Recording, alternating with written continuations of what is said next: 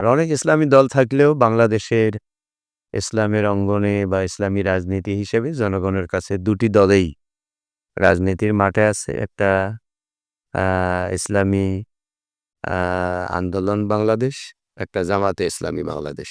আমরা যতটুক জেনেছি শুধু বর্তমান জাতীয়তাবাদী দল বিএনপি তারা এটাতে সায় দিচ্ছে না। কারণ তারা হিসাব নিকেশ করে দেখছে যে এতে তাদের লাভের চেয়ে লোকসানের সংখ্যাটা বেশি। দর্শক, তৃণমূলের বিশেষ সাক্ষাৎকারে আপনাদের সকলকে স্বাগতম জানাচ্ছি। আমি মোহাম্মদ রোহান লোকন। আমাদের সাথে উপস্থিত হয়েছেন জনাব মোহাম্মদ নূর বক্স, অধ্যক্ষ কুড়িগ্রাম আলিয়া কামিল মাদ্রাসা। বিশেষ সাক্ষাৎকার সম্পর্কে জানাবো আপনাদের সঙ্গেই থাকুন। শুরুতেই স্যার যে বিষয়টি জানতে চাই, বর্তমান রাজনৈতিক পরিস্থিতি নিয়ে আপনার মতামত কি? বর্তমান রাজনৈতিক পরিস্থিতি পরিবেশ এটা বাংলাদেশের জনমানবের অনুকূলে এবং তাদের উপকারেই পরিচালিত হচ্ছে বলে আমার ধারণা। জুলাই আগস্ট বিপ্লবে ছাত্র জনতার বিপ্লবেই মূলত আমরা এসেছি। আমার মনে হয় যে এরকমের একটি পরিস্থিতির জন আকাঙ্ক্ষা ছিল, ছাত্র আকাঙ্ক্ষা ছিল। সেদিক বিবেচনায় দেশের কল্যাণে, জনকল্যাণে বর্তমান রাজনৈতিক পরিস্থিতি আমাদের জন্য কল্যাণময় বলে আমি মনে করি। ইসলামের দৃষ্টিকোণ থেকে রাজনীতির অনুমতি থাকলেও দেশে যে সকল ইসলামিক দল রাজনীতি পরিচালনা করছে, তার সাথে ইসলামের কতটা সামঞ্জস্যপূর্ণ বলে আপনি মনে করেন? ইসলামে রাজনীতির অনুমোদন নিশ্চয়ই আছে এবং সকল দলেই ইসলামের রাজনীতির মাধ্যমে ইসলাম প্রতিষ্ঠার কথা বলে, কোরআন প্রতিষ্ঠার কথা বলে। কিন্তু দুঃখজনক হচ্ছে যে প্রতিটি দলের মধ্যেই বহুধা বিভক্তি আমরা দেখতে পাই। শুধুমাত্র নেতৃত্বের কোন্দলের কারণে একটি দলের সৃষ্টি হয়ে কয়েকদিনের মধ্যে সেটা ২-৩টি ভাগে বিভক্ত হয়ে যায়।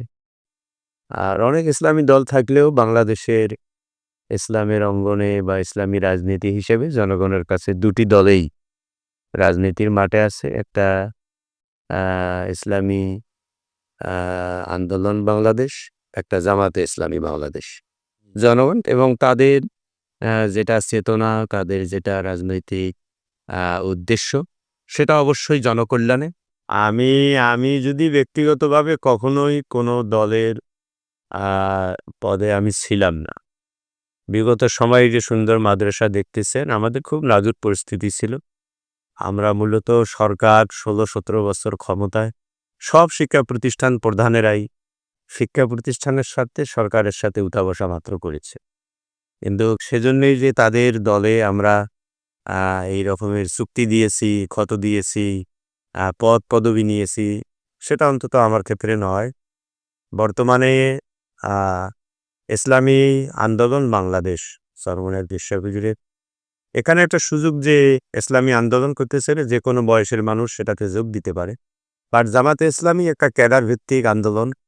আমি টাইটেল মাদ্রাসার প্রিন্সিপাল, আমার মাস্টার ডিগ্রি আছে, আমার এমফিল করা আছে, আমি টাইটেল পাস করেছি। জীবনের সকল ক্ষেত্রে আমার কোনো দ্বিতীয় বিভাগ নাই, প্রথম শ্রেণী। কিন্তু জামাত ইসলামী করতে গেলে আমাকে ক্লাস 1-এ যা করতে হতো।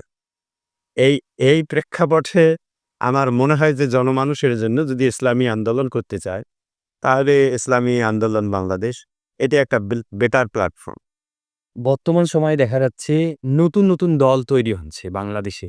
এই দলগুলো বাংলাদেশের গণতন্ত্রকে কতটা শক্তিশালী করবে, নাকি তারা তাদের স্বার্থ হাসিলের জন্য কাজ করবে? এ বিষয়ে আপনি কি? এখানে দুটাই হওয়ার সম্ভাবনা রাখে। দল সৃষ্টি হতে পারে এবং বিশেষত মেধাবীদের রাজনীতিতে আসার দরকার। এবং আমরা বিগত সময় যেটা দেখি, রাজনীতিতে যারা জড়িত কেহই জনকল্যাণে রাজনীতিবিদ খুব কম সংখ্যক।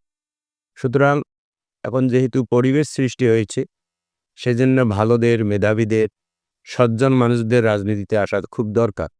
এজন্য নতুন দল সৃষ্টি হতে পারে, আমরা তাদেরকে অবশ্যই স্বাগত জানাবো। তবে আমরা দেখব যে এই দল জনকল্যাণে কিনা এবং নিজেদের স্বার্থসিদ্ধির জন্য কিনা। সেটা বুঝতে অবশ্যই একটু সময় লাগবে।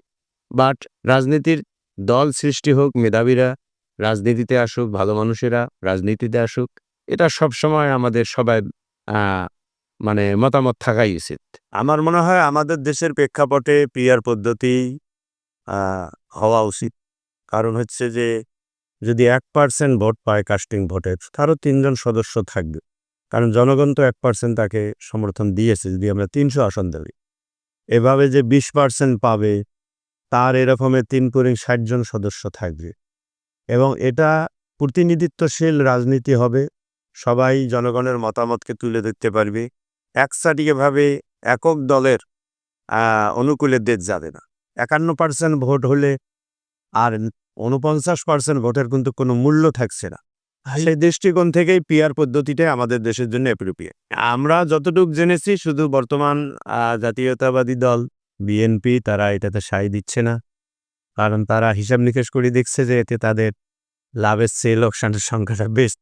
এটা এই মুহূর্তে আমার মনে হয় যে চূড়ান্ত পর্যায়ে কোনো সিদ্ধান্তের দিকে আসে নাই। এটা বুঝতে আরো সময় লাগবে। জি না, অন্যান্য সব রাজনীতি দলই পিআর পদ্ধতির কথাই বলেছে এবং জনগণ এটাকে পছন্দ করেছে। এখানে কোনো প্রার্থী নেই, মার্কা দিয়ে আমরা ভোট দেব। তারপরে কিছু তো প্রার্থীর নাম ঘোষণা থাকবে যে আমরা যদি 10টা আসন পাই তাহলে সিরিয়ালি এই 10 জন নিশ্চয়ই তারা লার্নেড ব্যক্তি হবে, শিক্ষিত হবে, তারা সুশাসন দিতে পারবে। পিআর পদ্ধতি নিয়ে একটা কমন প্রশ্ন আমরা দেখে থাকি, সেটা হচ্ছে যে যদি সাপোজ আমরা ইরান 26 উইগার দেওয়ার সঙ্গে কথা বলি, আমার এইখানে ইসলামী আন্দোলন যে ভোট মানুষকে দিবে, যাকে দিবে মন্ত্রী বা এমপি দিবে, সেই মানুষটাকে আমার পছন্দ না, অথচ আমি দিতে ইসলামী আন্দোলন বাংলাদেশকে ভোট দিচ্ছি, তখন এই সিদ্ধান্তটাকে কতটুকু গ্রহণযোগ্যতা বা বিশ্বাস দিতে হয়? এটা আমার মনে হয় যে এটার আরো সংস্কার হবে। ইসলামী আন্দোলন বাংলাদেশ 64 জেলায় 64 দুগুণু 128 জনের নাম দেবে যে কুড়িগ্রামে যদি তোমরা আমাদের দিতে পারো তাহলে এই 2 জন ব্যক্তির থেকে যাকে ভালো মনে করব আমরা 3টে আসন যদি দিতে পারো, এরকমের ভালো ভালো মানুষদের নাম থাকবে। আমার মনে হয় যে তাতে সব দলেই তাদের পছন্দের লোকদেরকেই সেখানে দেখতে। দর্শক, এই ছিল আমাদের আজকের এই বিশেষ সাক্ষাৎকার পর্বে। সকলকে ধন্যবাদ জানিয়ে আজকের এই পর্ব থেকে বিদায় নিচ্ছি। আমি মোহাম্মদ রোহান রোকন। স্বাগতম সবাইকে।